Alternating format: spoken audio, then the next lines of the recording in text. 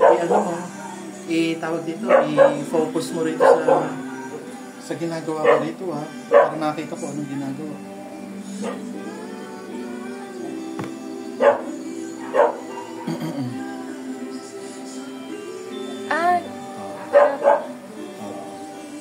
Tapos, sige, i-video mo lang.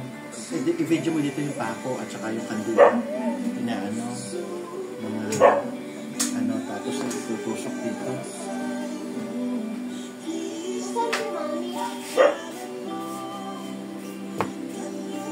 Yan, ganyan. Yan. Sige, ano pa? Okay na.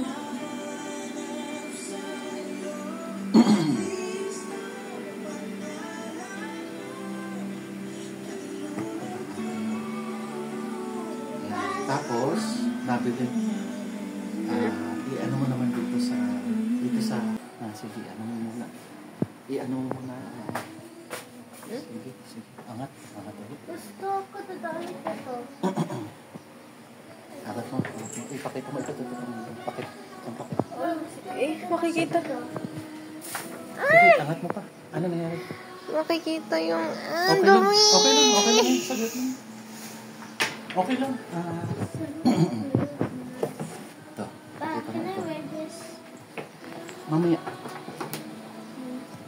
Kasi ito. Ayan. Pakita mo na cut dito yun. Kinat dito. Okay. Tsaka ito ba? Ayan. Ayan.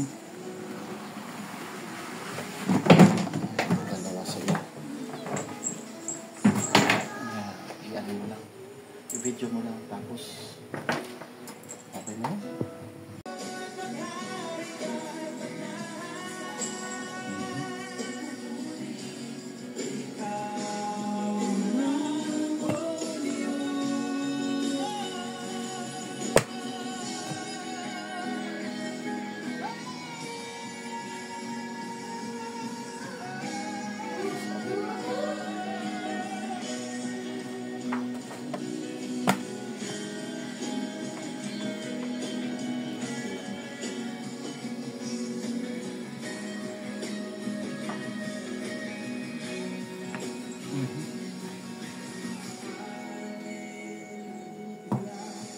Wait lang ha, sige lang.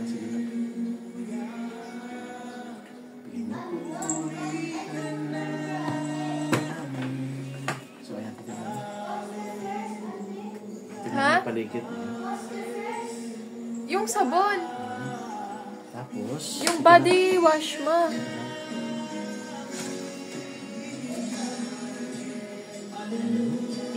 dito. Paano ilalagay? Hindi, sige. Ano mo lang. Bibin yan.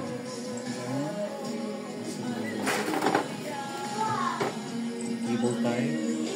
Ganyan. Go lang.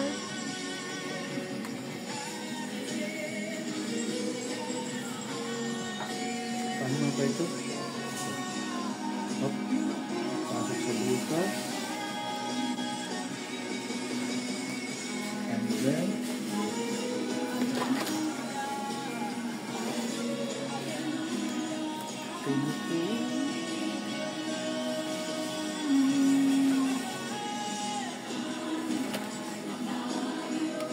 close up mo.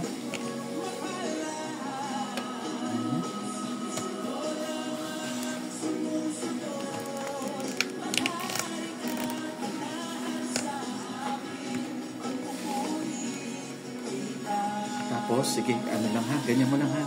Sige, tapos, susundan mo ako. Yan, sige, ano mo lang diyan. Then, sundan mo ako. Papakita ko yung finished product. Sige dito.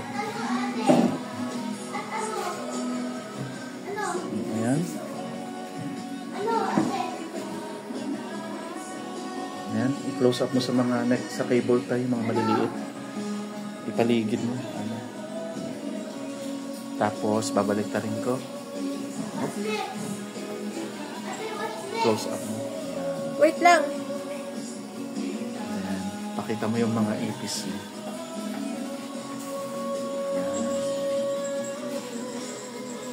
Magulat-lat din natin. Oh.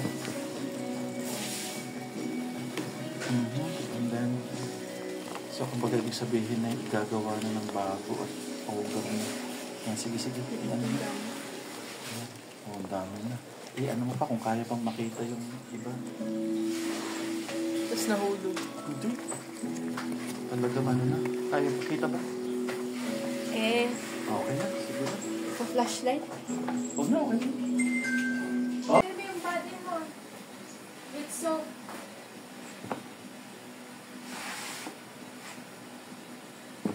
Upo ko sa akin. Hello guys. Eto, nagagawa ako ngayon ng bagong takip ng dubya kasi yung aking malaking dubya ro na video mo. Yung malaki kong lalagyan puno na. Papakita ko mamaya sa inyo. Yun. Puno na siya. Overcrowded na yung mga dubya. So igagawa ng bagong lalagyan. Kumuha ako ng dalawang bagong container. Binutas ko na siya gamit ang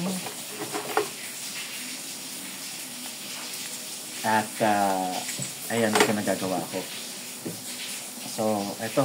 Yan lang. At mamaya papakita ko sa inyo guys papaano. Thank you. Lalayo mo and then focus mo sa akin. Tataas mo sa akin. Wow!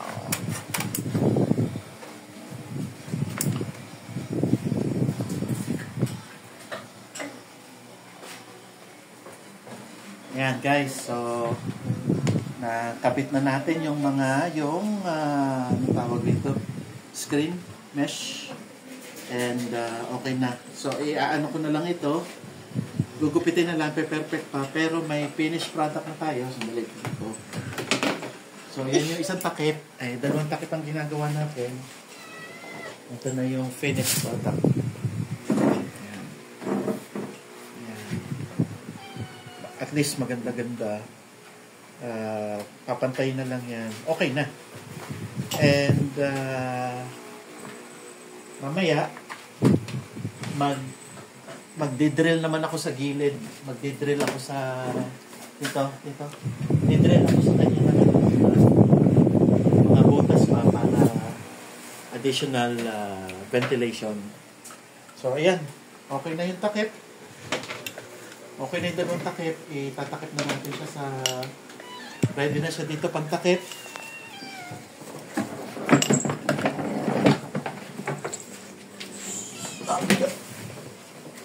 Ready na siya dito pang takip dito. Yan. Yung dalawang binutas na... Madali lang naman magbutas. Kahit cutter lang, mabubutas na. Ito yung extra mesh. So, ayan. Oh. Isa na. And another one. Sorry. Yeah, boy, sorry. Yeah. And another one. Bloopers. Ayan. So, meron na tayong dalawang container na paglalagyan ng dubya. So, from one big container, yung medyo malaking konti, to, bali tatlo na sila. So, yun, kung saan ko ilalagay, di sa kanya isipin. Lalagyan ko siya ng another ventilation sa ganito. By drill. Baka ilagay din natin mamaya. Yun lang. Thank you guys. Ayan guys, so ito naman, additional na tawag dito, ventilation. Meron na sa ibabaw, meron na takip. Nasaan yung mga takip natin? Nasaan yung mga takip natin? So may takip na, yung pinakita kanina, may takip na pero additional lang na ventilation. Ito, may finish na tayo. Itong finish natin. Yeah. So ito lang gamit ko na pang drill, yun lang, hand drill lang na baterya. Nacha-charge. Pwede na to, pwede na yung hindi nakadisaksak. So, ito na yung finished product natin isa. So, kita nyo naman, may mga maliliit. Kung baga, kahit pa paano, di meron ng ventilation, kahit isang ano lang. And, o nga pala, banggitin ko lang na kailangan natin lagyan ng Vaseline na, Vaseline, ano ba tawag ito? Petroleum jelly. Saan na yun? Ayan, hanapin ko mamaya. Nawawala pa. So, lalagyan natin ng petroleum jelly kasi ang kalaban ng mga ipis ay lagam. So, babalutin natin, papalunan ito. Aba, ano na ito? Wala nang takip ito. So, petroleum jelly. Kalimitang petroleum jelly, Vaseline o kung ano man. Lalagyan natin dito. Paligid. Apply generously. Para hindi lang gamin kasi talagang inalagam. Nakin na lang kami. So, ayun lang. Again, ito. Additional ano lang. Before ako maglipat ng maglagay ng ipis dito. So, magkakaroon na tayo ng 3 container. And hopefully, maging 5 to 10. And more. God willing. Okay.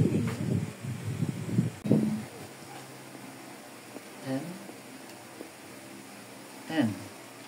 Sabihin natin 20. 11. 12.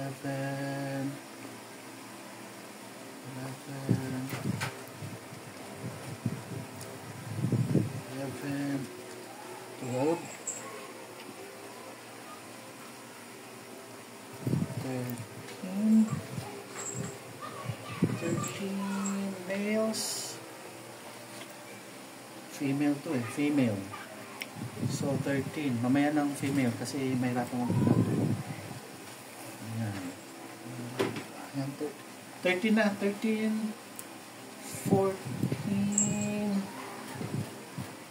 14. 15. 15. September 25. 25. 25.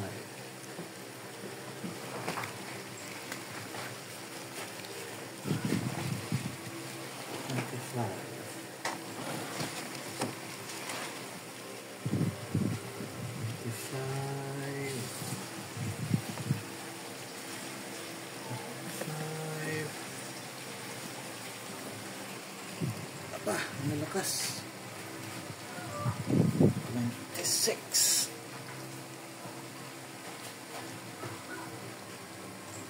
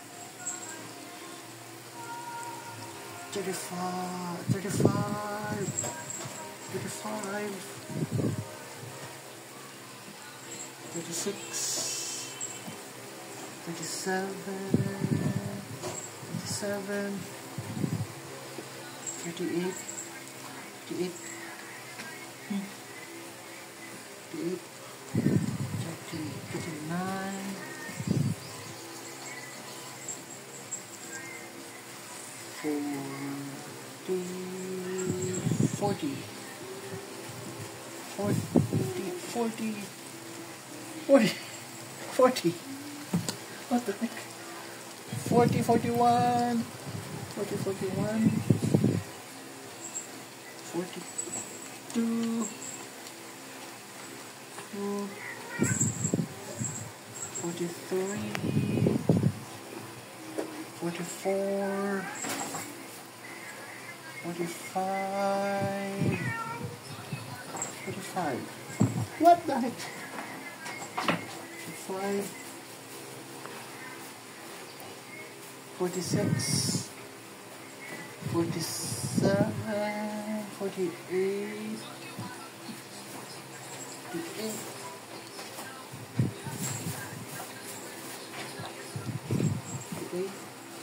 49. Dalawa na lang. 49. 49. Last one. Number 50.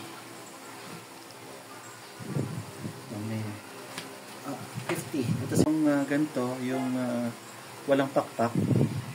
Ito po ang male, yung may pakpak na mahaba. Ayan, ng female, male and female. So, bali, meron po tayong tatlong colony. Ito, yan. So, number 1, number 2, and number 3. Ito po yung original. Ito yung original na colony. Ito yung una kong colony na madami na masyado. As in, tingnan nyo, napakadami. Ayan. Yan, napakadami talaga. Overcrowding na sila. So, ibinukod ko po dito. Merong sure ito na 25 na males and at least 25 males and 100 female. Ganun din dito. At least 25 males and 100 females. So, ratio po ng 1 male is to 4 females para po mas maganda ang breeding. Ngayon, itong original ko, hindi ko mabilang, napakadami. Wala ko paglalagyang iba.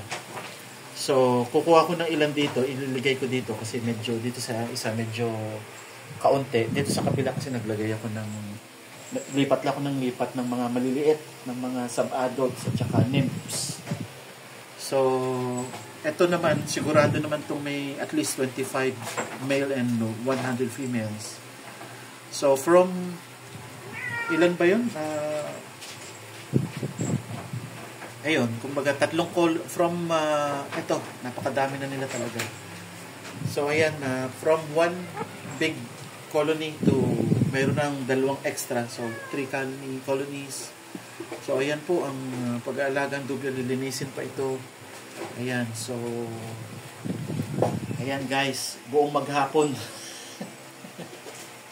Ayan, at subscribe po kayo sa aking channel and like po and share to others. So, thank you guys. Bye for now. Hello guys, so ito na po yung finished product natin, yung 3 container ng Dubia roaches. So from the original container na itong malaki, nadagdagan ng 2 maliit. Ito, hindi naman kaliitan, kumbaga wala lang kasi makuhang kapareho nung sukat nung una. So ayan po, ano natin, change. Meron bang ano dito, change. So ito na po, yan. Nakita ba? Hirap. Yan po yung isa. Ganyan muna ang ano at wala pang space. So, nakatagilid muna at nakasandal doon sa isa. Basta mahalaga po ay hindi nakasandal sa wall dito. Hindi nakasandal kasi lalanggamin. Makadaanan ng langgam. Lalagyan ko pa ng petroleum jelly para hindi maakyat ng langgam sa baba. Dito. So, sa ngayon nakapatong sila sa chest freezer. Yung isa sa freezer. Hindi naman ganun kabigat. Kaya kaya naman. Ayan. Meron ba itong switch video? Wala. So, ayan to guys. Yan. Itong isa. Ayun. Hindi nakita. Kaya pwede natin buksan. Ayan. May tubig at pagkain na sila. May kalabasang... Anong kalabasa to? Kalabasang na laglag. Na ihalaglag. Na... Anong tawag na lamog? Ayan, kalabasa na lamog at mga pinagbalatan na carrots at syempre malunggay na napakadami. Ayan. So ito, hindi ko mabuksan. Itong isa ay hindi ko na rin mabuksan ng cover. Try natin. Nakalak na. Ayan, yun na. Kumbaga nakita na naman kanina. So may, may tubig at pagkain na rin. So, dog food ang pinapakain. Yun ang gustong-gustong kainin ng mga dubya. At ayan, kahit sa bahay lang ay bukod sa trabaho ay di nag-aano tayo ng iba pang kabuhayan. So ayun, sana ay after 3 to 6 months siguro madami na, pero pwede na rin siguro maglabas. Try natin magbenta. Yan, God willing. Sige, yun lang guys. Thank you. Like and subscribe. Bye-bye for now.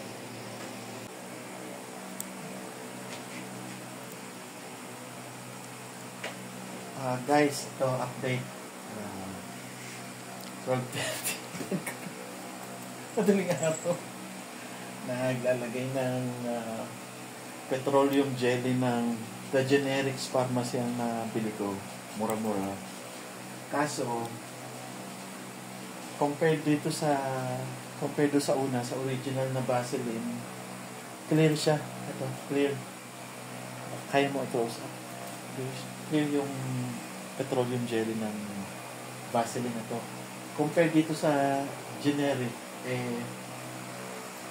puti. So parang, ayan, ito, puti.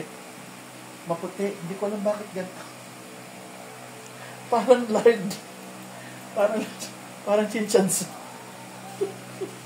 Para sa mukha. So, ito, ang purpose nito guys ay para hindi makaakyat yung langgam from baba. So, hindi siya magagapang. Kumbaga, titigil yung langgam, babalik. So, hindi siya lalanggamin. Hindi makakapasok. So, ayun, hanggang ngayon, sabi ko, 12:30 na, madaling araw ay ginagawa pa doon. Ayan, ito pa. So, buong paligid. And then, ito pang pangalawa. So, yan lang. Good night na, guys. Tulugan na. 25.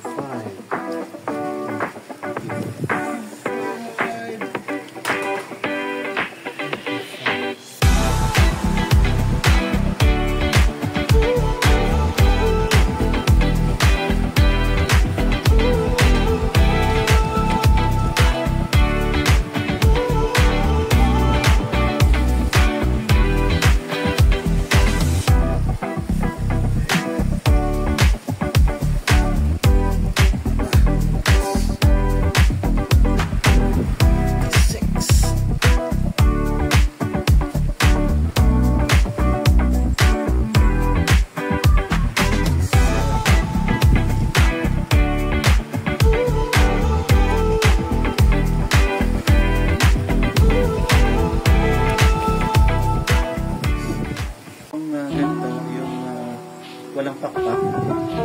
Ito po ang male. Yung may pakpak na pakpak. Female, male at female.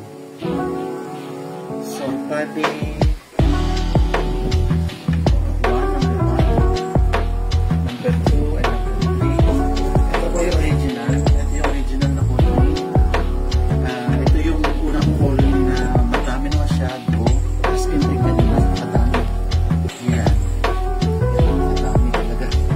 Overcrowding na sila. So, ibinukod ko po dito. Merong sure ito na 25 na males and at least 25 males and 100 female. Ganun din dito. At least 25 males and 100 females. So, ratio po na 1 male is to 4 females para po mas maganda ang breeding. Ngayon, itong original ko, hindi ko madami. Wala akong paglalagyan iba.